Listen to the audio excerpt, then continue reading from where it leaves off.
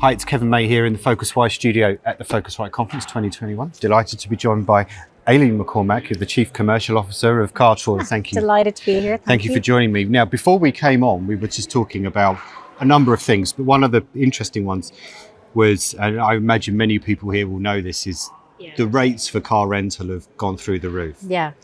And there are a number of reasons for that. So to start off, Aileen, talk us through why that's happened.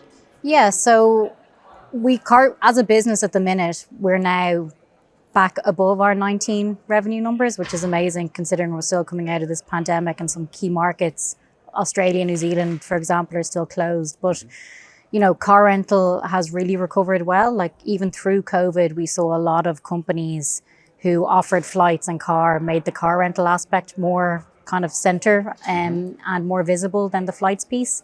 So there's really probably about, I don't know, a handful of reasons why this is. So first of all, there's a huge demand now for car rentals. So travelers who are traveling or have been traveling through COVID want a more kind of safe and secure environment when they're traveling. So they want kind of more personalized mobility. Yep. So people will prefer to rent a car versus getting a train or getting on a bus, for example. So that's an aspect. The other piece is, and I'm sure you guys are aware of this, but you had a lot of the car rental companies, so, Hertz, ABG, etc., struggled through COVID.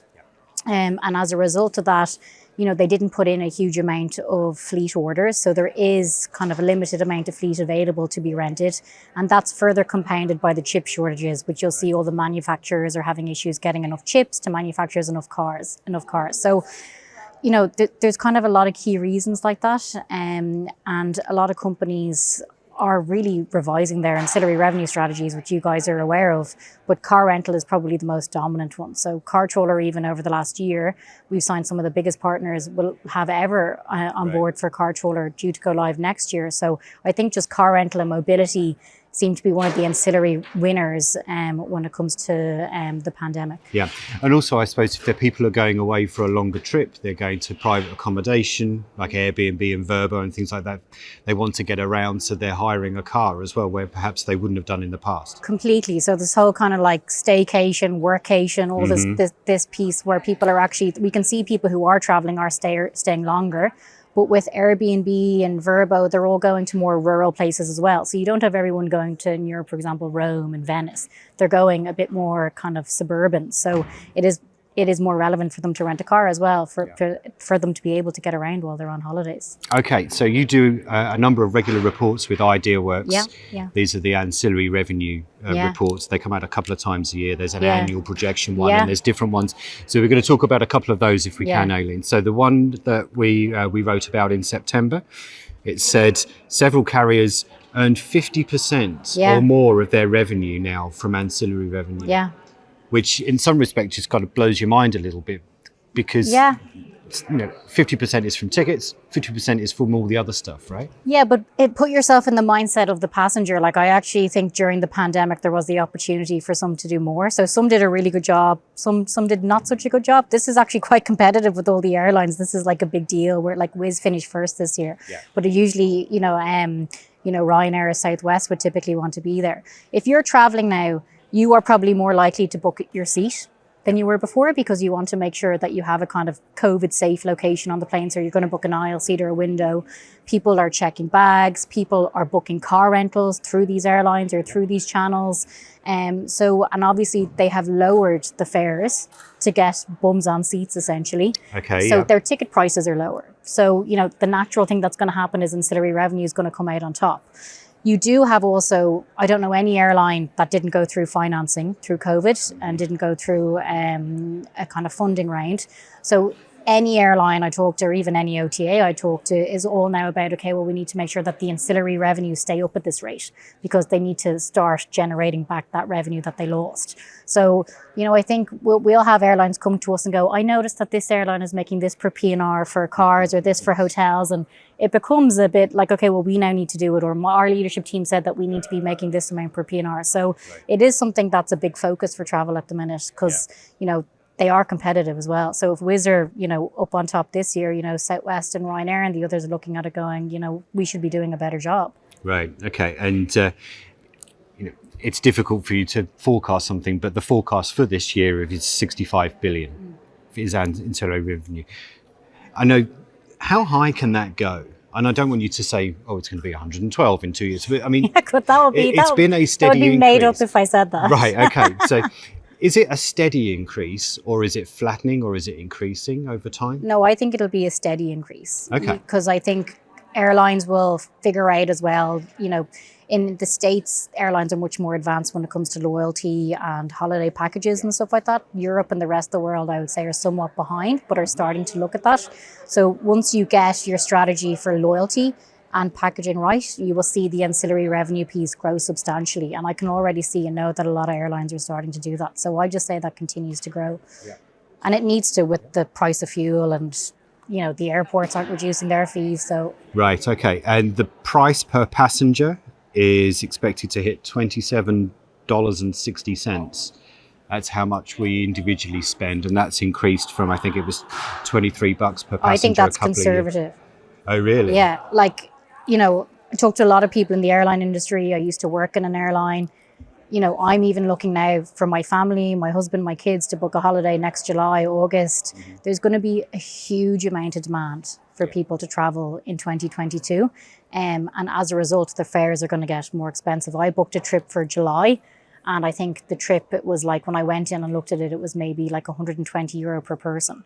And when I went back to book it, and I'm talking in a matter of days, maybe 2-3 days, it had already gone up to €170 per person. And that's for July, and we're in November. Yeah. So I think the fares, because there's a huge amount of demand, as everything opens up, as there's a more kind of consistent approach to how you can travel with COVID, I think we're going to see the fares go even higher. Okay, last kind of question on ancillary revenue. The split is 63% for a la carte activity. It's 37% for frequent flyer programs and other bits and pieces. Is that a ratio that has remained constant, or is it kind of flitted between one and the other over time? It's remained constant, and I think because a lot of the revenue per passenger for the loyalty piece is from the US carriers. So it is heavily weighted, particularly Southwest, Delta, United. Their mileage programs are nearly worth more than the airline themselves. So there is a massive weighting towards that. And I think until the other airlines in the rest of the world develop, an actual a good loyalty program that people want to buy into and people will adapt the way that they have in the US, I think that proportion will remain the same. Okay, so let's shift gears a little bit. So forgive me if I've got the year wrong, but I believe it was 2018 when you started doing ride hailing as one of the options. So first of all, how has that gone? That's 3 years in. Yeah. Well, obviously, we've got the lost year and everything. Yeah. But I mean, how has that kind of concept It's gone really well. Everyone loves the product. So maybe just to describe it. So we have one product where you can book airport transfers and ride hailing in an app. And it's a native SDK app. So that integrates seamlessly with airline or OTA websites. Yep. The beauty of it for loyalty, for example, is that customers can burn their points and miles against a ride or an airport transfer. Okay. So if you only fly a few times with a certain airline and you never have enough points or miles, for example, to redeem against a flight, you can use it when you're in destination ride hailing. So if you're getting a lift or whatever you're doing, which is great. So the biggest customer we've gone live with was Wizz Air. So if you go into the Wizz app, you'll see Wizz Rides and you can pre-book your airport transfer and you can ride hail, and it's going super well. Our next biggest customer is Emirates. With the exception of their business class passengers who get obviously a ride as part of that. We do all of the rest of their transfers and ride hailing. And then we are going live with a few more later on this year as well. Okay. Maybe it's a sensitive question, but the arrival of ride hailing and the Ubers and the Lyfts and the Grabs of this world has obviously kind of upset the apple cart a little bit with the traditional car rentals. So if you're an airline and you're starting like Wizz, starting to offer these other things, does that not kind of irk some of their original car rental customers because they're saying, hang on a minute, they're now going to go and book an Uber or whatever it is? It's a totally different customer. So we typically would work with a partner for all products. So for example, you could be renting a car at your destination airport, but you still need to get to and from the airport at your origin airport. Yeah. So there's lots of you can sell multiple times to the same customer. Mm-hmm. We have done so much research on this, and you would never typically convert the person who has an intention to rent a car into getting a taxi. So like, for example, when I go away with my family, I will never get a taxi because I need a toddler seat, a baby seat. You know, it's easier just to rent a car. Whereas if I'm traveling on my own, I will always get a transfer or use one of our rides to get from A to B. So the customers are totally different. And we've seen when we work with airlines on both products, the overall ancillary revenue per passenger increases because then we can cross-sell. So if you rent a car, we can then go, okay, well, you've rented a car with us at your destination. How are you getting to the airport at the origin? Do you want to get an airport transfer or do you want us to book you a ride? Okay. So they do complement each other and they're sold at very different stages. Okay, so one of the other things, it might have been around the same time, was that you were starting to do pickups from city centres rather than just airports. Is that something that has become popular? Just for the rides. We don't focus on it as much for the pre-book. You can book any destination through our platform, but we focus most of it on the airport piece, just given OTAs and airlines are our main customers. Okay. With the Uber now, obviously we're live doing the car rental for Uber in the States. So that would be probably a different type of customer base again. Okay. And I think an incredibly important part of this year's conference, is why we've called it the Renaissance and all this kind of thing, is because, there is this kind of sense that we're on a wake-up call that we really do need to start thinking about sustainability, whether some brands like it or not. Yeah. Other than electric fleets, hybrid fleets, at the rental end of things, is that the only thing that car rental providers can do? Or do you sense that there is other things on their agenda that they want to do to try and tackle or play their part in doing things that are in a more sustainable way?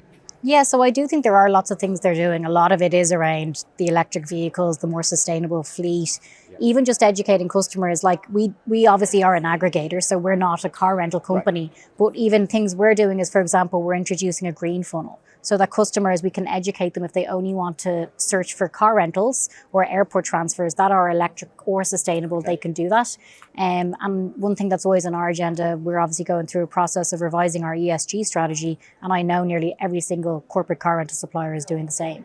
So it is something that I'm happy to see that the industry is looking at and doing what they can. You see Hertz, not confirmed, obviously. I think Elon Musk said it hadn't been closed yet, but they bought 100,000 Teslas, for example. So you see, that's a pretty big statement to make. Okay. Aileen McCormack from CarTrawler, thank you very much for joining us. Great. Thank you.